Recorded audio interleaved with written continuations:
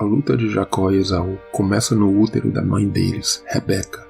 O entendimento da bênção da primogenitura se torna muito importante, pois se antes esta bênção significava carregar a promessa de possuir uma terra e a frutificação dada a Abraão, Isaque, Noé, Adão e Eva, esta bênção hoje é a mesma, e em outras palavras, significa chegar a uma terra prometida, a um reino glorioso. Se antes isto também significava fazer parte da genealogia do Messias, hoje de forma parecida queremos cumprir o nosso chamado de gerar Cristo em nós e com isso sermos participantes de seu reino, seja agora e nos dias vindouros. Esaú nasce primeiro e Jacó vem em seguida, segurando seu calcanhar. Ambos buscavam um sonho, o de ser o primogênito, e nós também temos muitos sonhos, mas o maior e que deve permear e tomar conta de nossas vidas, que seja o de alcançar também esta bênção de estar na presença de Deus e ver Cristo reinando em nós. A palavra calcanhar no hebraico tem um significado não só de calcanhar, mas de algo tortuoso, desonesto, torcido. Veja como exemplo a passagem conhecida do livro de Isaías, no capítulo 40, versos 3 e 4. Voz do que clama no deserto, preparai o caminho do Senhor, endireitai no ermo vereda a nosso Deus. Todo vale será exaltado, e todo monte e todo outeiro será abatido, e o que é torcido se endireitará, e o que é áspero se aplanará. Esta palavra torcido é justamente a mesma palavra calcanhar, e essa profecia fala justamente daqueles que, como João Batista, preparam o caminho do Senhor. Entendo que nas nossas vidas, em primeiro lugar, a gente passa a caminhar com Cristo, deixando Ele remover tudo que não é do seu reino, como nosso orgulho, nossas vontades, desejos, e o caminho vai sendo aberto para que o nosso Rei e Senhor Jesus possa trafegar livremente em nossas vidas. No caso de Jacó, vemos que desde o início, lá no útero da mãe, ele parecia ter uma grande vontade de receber esta bênção da primogenitura, mas ao mesmo tempo estava agarrado ao calcanhar do primogênito Esaú. Calcanhar que é mencionado pela primeira vez na Bíblia, lá atrás, na história de Adão e Eva, onde houve a luta entre a mulher e a serpente. E esta serpente iria feri-la justamente no calcanhar. O calcanhar, inclusive, tem um significado de último, atrás. Vemos então que Esaú vai nascendo primeiro, Jacó vem ali atrás, por último, tentando da sua forma reverter aquela situação. Ainda no ventre da mãe, Deus fala a Rebeca que o maior serviria ao menor. Vemos então os filhos nascendo, e talvez por isso Rebeca tinha um amor maior a Jacó, o mais novo, que também era o homem mais caseiro. Já Isaque, o pai, amava mais Esaú, o mais velho, já que Esaú era o que ia no campo, caçava e preparava a comida gostosa que o pai amava. Esaú era o que fazia, capaz de ir no campo, caçar o animal, preparar, cozinhar e servir ao seu pai. Mas a profecia dada a Rebeca era que ele, o maior, iria servir o menor. Aqui uma pergunta: o que significa esta batalha entre Jacó e Esaú? O que você acha? A luta de Esaú e Jacó no ventre da mãe é a mesma batalha que o homem, que nós humanos vivemos desde a criação deste mundo. A batalha da carne e do espírito. Somos como dois irmãos gêmeos. Temos até às vezes faces diferentes, uma guiada pela carne e a outra pelo espírito, que deve ser controlada. Note a profecia dada a Rebeca: o maior serviria ao menor. De fato, isso já vem lá do jardim do Éden, após o pecado, onde para a mulher também foi dito que o desejo dela seria para o marido e ele a dominaria. Paulo, na sua carta aos Romanos, no capítulo 7, vai falar sobre isto. A luta entre a nossa parte carnal e o nosso homem interior espiritual. Nesta luta, a gente muitas vezes faz o que não quer quando estamos na carne. E se fazemos o que não queremos, já não somos nós que fazemos, mas o pecado que habita em nós. Mas em contrapartida, o homem espiritual tem prazer na lei de Deus.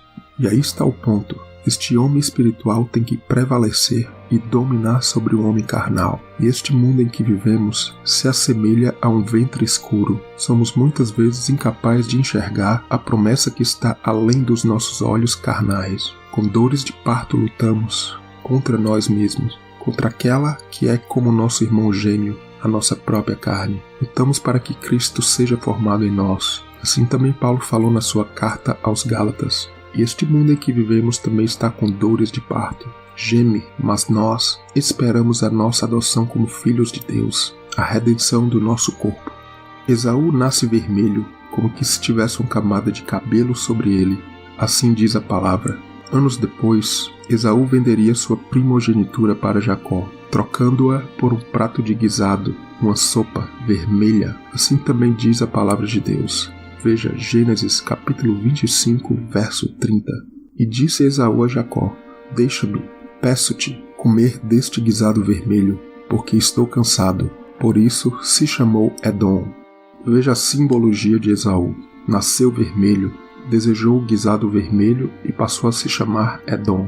A palavra vermelho no hebraico se relaciona ao nome Adão, que por sua vez se relaciona com a terra, ligada ao vermelho da terra. Está ligada também ao sangue. E a descendência de Esaú, Edom, seria assim, sangrenta, vivendo da espada, o lado carnal humano prevalecendo. Da descendência de Esaú viria um povo chamado de Amalequitas, que eram mais uma face da carne e de Esaú. E os Amalequitas combateram ferrenhamente o povo de Israel quando estavam no deserto, em busca da sua terra prometida. Pois sabemos que a carne é um grande inimigo que tenta nos afastar da presença e do reino santo de Deus. Esaú também estaria ligado ao Monte Seir, que seria a montanha onde Esaú e sua descendência iriam habitar, que na verdade é um jogo de palavras que está relacionado a cabelo, inclusive o cabelo do bode mais precisamente, e ao mal em geral. Veja aí a ligação desta palavra Seir com as palavras cabelo, bode e mal. Então fica claro a associação de Esaú com o desejo carnal humano, com o mal, com o inimigo das nossas almas. Então é importante entender, nesta história de Esaú e Jacó, a simbologia dos dois irmãos gêmeos. E esta história da luta deles dois dentro do ventre vai ter vários replays, como vamos ver, já que quando Jacó engana o pai Isaque e recebe a sua bênção, vamos ver que vários detalhes ali se assemelham à luta que já tinha se iniciado no ventre da mãe. Assim também como outros eventos, tais como a luta de Jacó e o anjo, mas depois, finalmente vemos que os dois vão se encontrar e a reconciliação acontece, onde Jacó e Esaú vão se abraçar e se beijar. Agora não mais existe a luta por recursos que existia desde o ventre de Rebeca. Ambos já possuem o suficiente e é o símbolo desta união. Esaú então é cabeludo, símbolo do Monte Seir. Jacó nasce liso, como vemos em Gênesis capítulo 27, verso 11, quando Jacó fala com sua mãe Rebeca antes de se passar por Esaú e enganar o pai Isaque. Então disse Jacó a Rebeca, sua mãe: eis que Esaú, meu irmão, é homem cabeludo, e eu, homem liso. Duas nações lutavam ali no ventre da mãe, como vemos na primeira carta de Pedro, no capítulo 2, verso 9. Somos uma nação santa, mas vós sois a geração eleita, o sacerdócio real, a nação santa, o povo adquirido, para que anuncieis as virtudes daquele que vos chamou das trevas para a sua maravilhosa luz. Assim somos nós, mesmo vivendo neste mundo escuro, sombrio, que se assemelha a um ventre, onde os dois irmãos gêmeos Esaú e Jacó lutavam. Mas também por um lado já saímos das trevas para a luz, se Jesus realmente habitar em nós. Isso sabemos que ainda é parcial, mas um dia será por completo.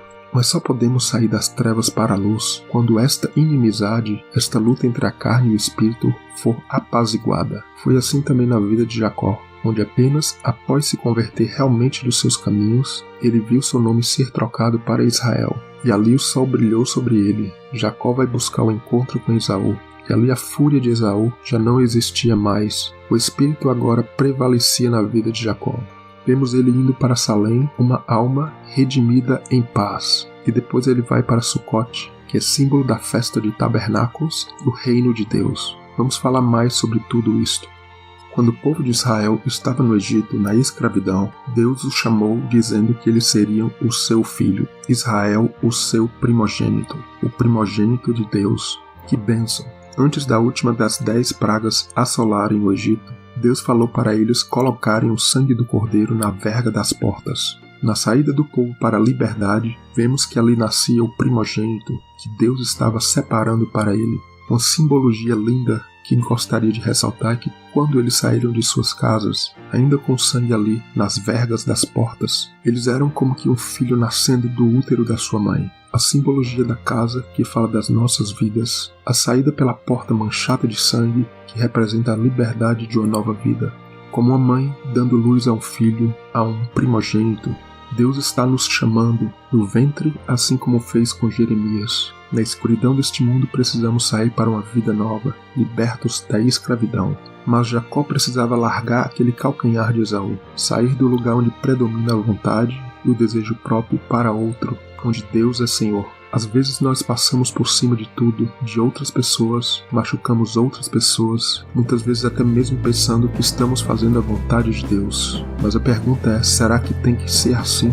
Jacó queria ser o primeiro, mas para ser o primeiro, o primogênito, ele teria que aprender a ser o último, a se humilhar e reconhecer que Deus governa todas as coisas. Nesta jornada do ventre até a reconciliação com Esaú, muita coisa aconteceu na vida de Jacó. Ele viu tudo o que fez a Esaú voltar para si mesmo, até então, finalmente, ter o seu nome trocado, ver o sol brilhar sobre ele, e o abraço de Esaú no pescoço de Jacó significando um fardo que tinha sido vencido. E ali Jacó prosseguiria em sua jornada um novo homem.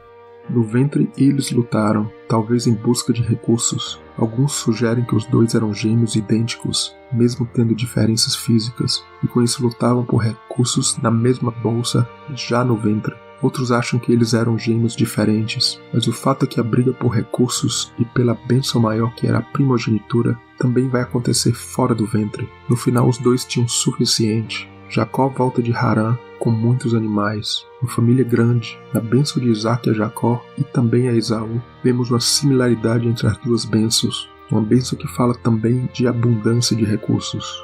Para ambos, o orvalho dos céus e as gorduras da terra, os dois habitando em lugares similares. Mas para Jacó, a promessa da abundância de trigo, povos iriam servi-lo, nações vão se encurvar a ele. Jacó será senhor dos seus irmãos, inclusive de Esaú. E esta é a bênção da primogenitura, de reinar com Jesus. Para Esaú, ele viveria da espada, mas um dia a promessa de lançar fora o jugo de seu pescoço e exercer o domínio. E ele assim fez quando se reconciliou com Jacó e chorou no seu pescoço. Ali para os dois, o símbolo da redenção. Jacó seria o símbolo de uma alma em paz, redimida, a abundância dos recursos que Isaac profetizou em sua bênção. E esta bênção da primogenitura verdadeiramente vai ser conseguida quando Jacó se torna o menor. Isaac, na sua bênção para Jacó, diz que ele iria dominar sobre os irmãos, sobre nações. Estes iriam se prostrar diante dele. Mas o que vemos depois era Jacó se prostrando diante de seu irmão Esaú, o chamando de Senhor, levando uma bênção para ele. Jacó se torna o menor, mas com isso alcança diante de Deus o status de maior. Jacó reconhece que Esaú foi na verdade um instrumento usado para que Jacó se convertesse de seus caminhos. Se Jacó assim reconhecesse o agir de Deus ao seu redor, e isto aconteceu, e será mostrado no decorrer deste estudo, essa que é uma luta espiritual, deve ser vencida não pela carne, mas pelo Espírito. Quando anos depois o povo de Israel estava no deserto, Deus prometeu que eles seriam uma nação vencedora, que seriam a cabeça, não a cauda. Mas Jacó nasce segurando o calcanhar de Esaú. Jacó teria que superar a si mesmo para no final alcançar a bênção de seu filho primogênito e herdar toda a promessa dada a seu pai Isaque e Abraão. E ele conseguiu, se fazendo como menor até que Deus o elevou. Algo também para se ter em mente é que a ressurreição deste filho homem que vai reger e reinar sobre a terra começou com Cristo o cabeça, e podemos ver o restante dele, o seu corpo, que vai nascer. Vamos dizer assim, após ele. E é interessante que após a cabeça vem o pescoço, depois o ombro, momentos bastante difíceis no parto da mulher, sendo talvez a parte mais difícil do parto, onde em alguns casos se ocorre algo chamado como distócia de ombro, onde o ombro não consegue passar e é um caso de emergência extrema, onde o bebê pode morrer ali mesmo, já na saída. E é interessante ver Jacó chegar no final de sua caminhada a Sucote e em seguida a Salém, cidade de Siquém, que significa ombro, e ali vemos como um local não só de alegria, uma herança, que significa também herança, mas também um local onde Jesus encontra a mulher samaritana, mas Siquém é também um local de muito sofrimento em toda a palavra de Deus. Na sequência, vamos ter em mente estes dois irmãos como a luta entre o nosso espírito contra a nossa carne, mas podemos vê-los também como a nossa luta com o nosso mundo ao redor, pessoas, irmãos, familiares e pessoas que estão à nossa volta, onde vemos a importância da reconciliação e união. No final das contas, tudo leva para a questão da carne e do espírito. Quem vai exercer esse domínio, esse senhorio em nossas vidas? Será que esse jugo será quebrado? Esta é uma história de conversão, onde necessitamos, como Jacó, sermos vencedores sobre todos os obstáculos à nossa frente, e no final alcançar a bênção de um novo nome, Israel. Neste mundo tenebroso, nesta noite escura, estamos como que no ventre, à espera de algo muito maior que nos aguarda, na vinda gloriosa de nosso Senhor e Salvador Jesus Cristo. Um novo nome nos aguarda. Jerusalém é o nosso destino.